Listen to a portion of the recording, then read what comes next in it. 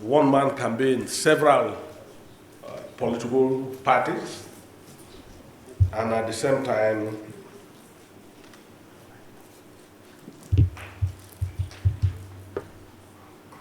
behaving as if that is the norm. It is not. It's either you are in one party or the other. But today, this is what we have in our country today.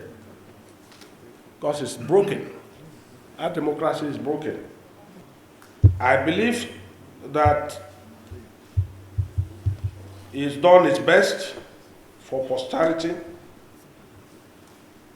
The two books written by him, The Bubbles of Democracy and The Wadata Wonders, is clearly a testament of experience that he has garnered all throughout his career as foremost journalist. When I was sworn in as a national chairman in 2017, the first appointment I made was to Ike Abonyi as the media advisor to the chairman.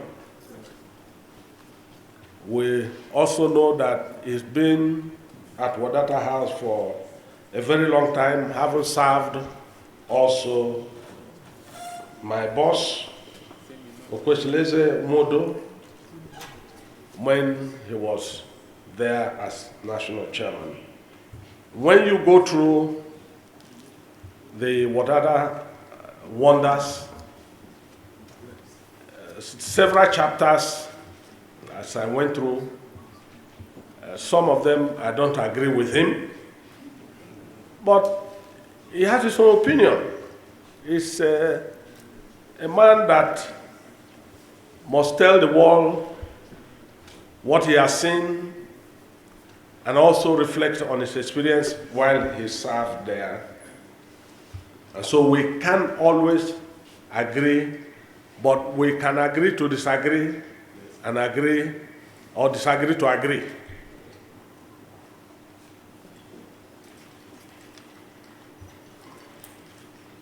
I told him privately that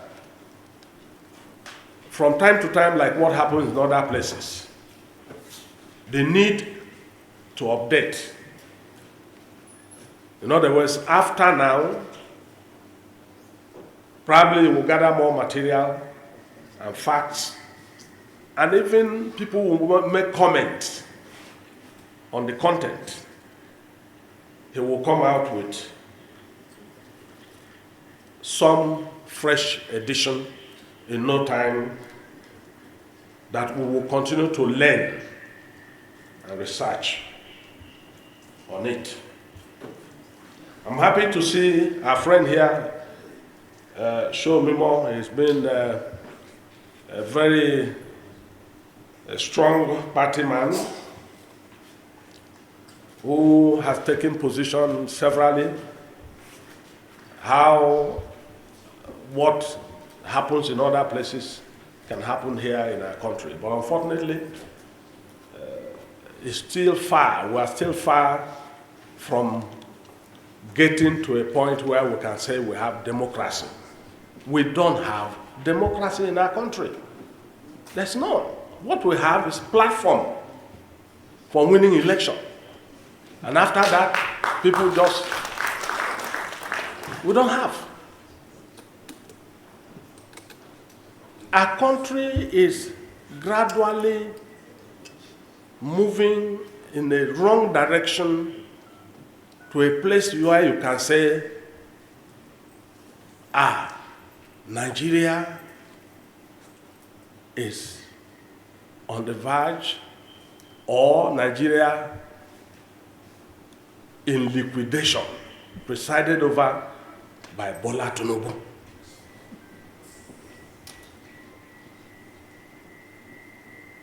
Everyone in the communities, the political parties were supposed to be a chain of command from the wards and from the units the same way you conduct the election is the same way the information will flow. What is happening in Sokoto or what is happening in Cross River, down to the grassroots. That mechanism where information can free flow from the political party, even if they are a ruling party. That is their major task. And let the president have those information, not on propaganda. I believe that until we establish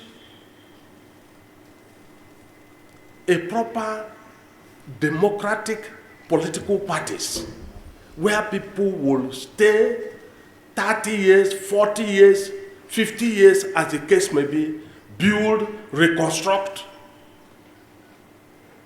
then the country will be in for it. And of course, we will leave something for the generation to learn. But as of today, we have nothing. We are just a country trying to, in the wilderness, to look for where we can settle. And so this book will go far. For the younger ones that are coming, when you go through them,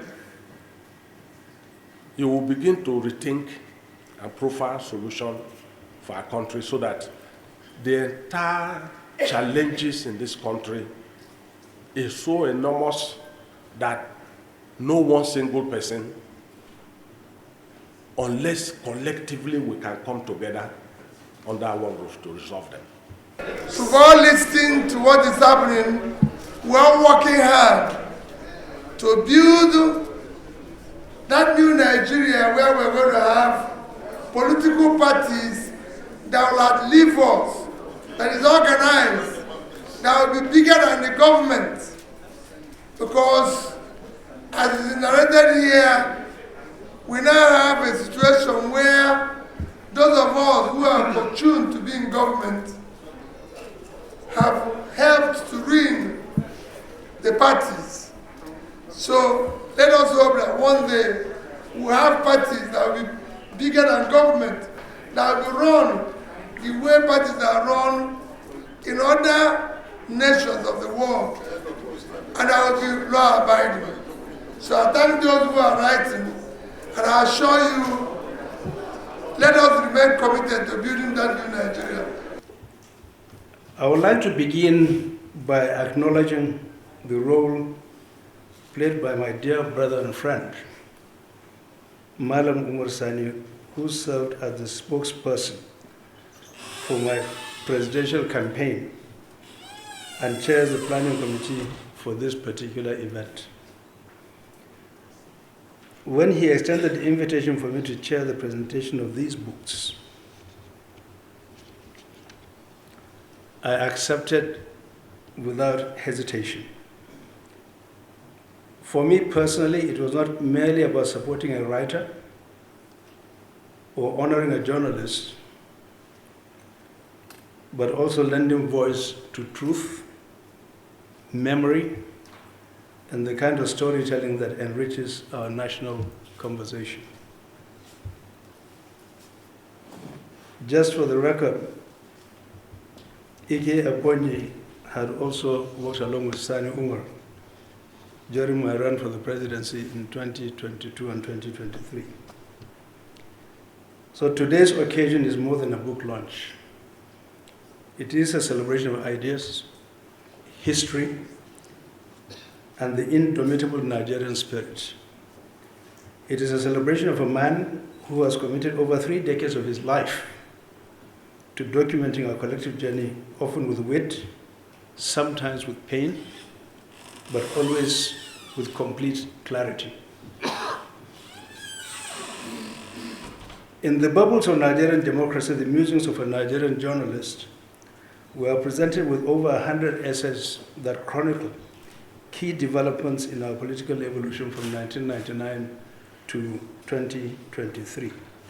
Each article, originally published in Ike Abonyi's widely followed column, Political Musings, is like a snapshot frozen in time, offering commentary that is sharp, unsparing, and yet deeply, deeply reflective. Permit me to share a brief passage representative of his tone. And I quote, "In Nigeria, democracy often feels like a mirage, visible, yet evasive, even promising, but ever so distant upon approach. We vote every 4 years, yet somehow denied the freedom of choice. We speak every day, yet remain unheard. And we write constitutions that serve the few who are privileged, and never the many who are underprivileged. Such words aren't just clever and profound, they are indictments of our collective contradictions, reminders of what democracy should be, and warnings of what it should never become." In the second volume, Wadata Wonders, Memoirs of a Partisan Journalist, Ike takes us into the inner sanctums of party politics, specifically the years he served as media advisor to 2 national chairmen of the People's Democratic Party. The title, drawn from Wadata Plaza, the party's national headquarters, is as symbolic as it is insightful. In 29 brisk and readable chapters, the author shares anecdotes and reflections from his vantage point, offering us an invaluable window into the intricacies of party leadership and the dynamics of power. It is here that I must pause to offer special tribute to one of the towering figures chronicled in the book, Prince Uche Secondus. As national chairman, Prince Secondus displayed uncommon courage, commitment, and enormous capacity. He weathered storms that would have overwhelmed lesser men and remained focused on reforming and re-energizing party structures. I bear testimony to the huge impact that he had on me during my run for the presidency, given the enormous amount of wisdom, insight, guidance, and clarity and purpose that he gave me during my campaign. His leadership not only shaped the course of his party's direction during those turbulent years, but also left an imprint on the broader democratic process in Nigeria. It is no wonder that he is popularly known and called Total Chair.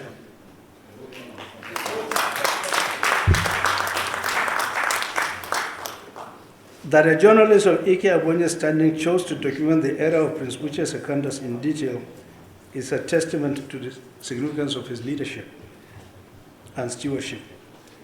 Writing books such as these requires not just an intellectual journey through history. It demands courage, discipline, and a certain moral conviction. It is not easy to tell the truth, especially in a country where power often demands silence. Yet, in choosing to speak the truth, Ike Abonyi has done us all a great national service. I also wish to commend the author for promising to direct part of the proceeds from these books to the Ichaporoko Foundation. I hope I pronounced that right. A charitable initiative that supports community upliftment. It speaks to his sense of duty beyond just the written word. To all those who are gathered here, your presence affirms the power of storytelling and the need to preserve our democratic history, however imperfect that might be. These books are more than memoirs. They are mirrors inviting us to reflect, to remember, and to reimagine.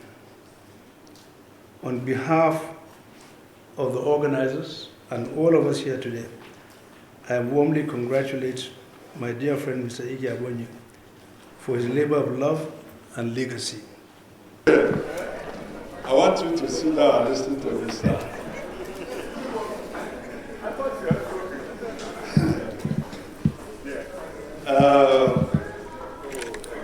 I'm standing on existing protocol.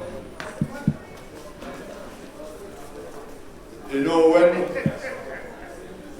when you invite people for an occasion like this, and they honor you in this way, there's only one word that covers everything you want to say, and that word is thank you. My journey out of the newsroom that brought me to PDP was actually an accidental one. If you are from where I come from, the Modu family are like what Awolowo is to the Yorubas, or Ahmad Bello to the Hausas, and Ojukwu to the Igbos. I was enjoying my journalism in the newsroom when my brother was made national chairman of PDP and insisted I must go with him. When I told him, I don't like PDP, I've never written anything positive about PDP, he said, you are the type of people who want, because we are going to redeem PDP. And that's how we entered the PDP. So my entry out of newsroom was my brother here, His Excellency, which made it possible.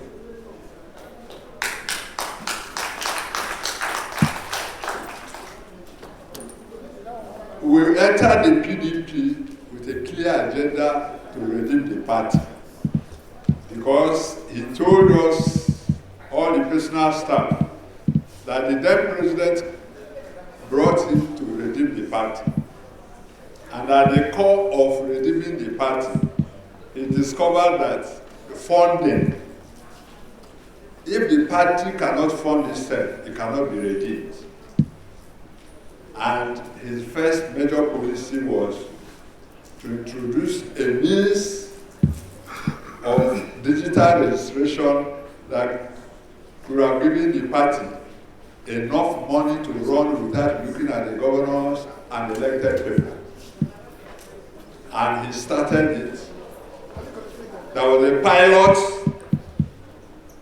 a pilot registration done by the president, but the governors noticed that if by any means Dr. Modu succeeds in what he's doing, there will be no power for the governors.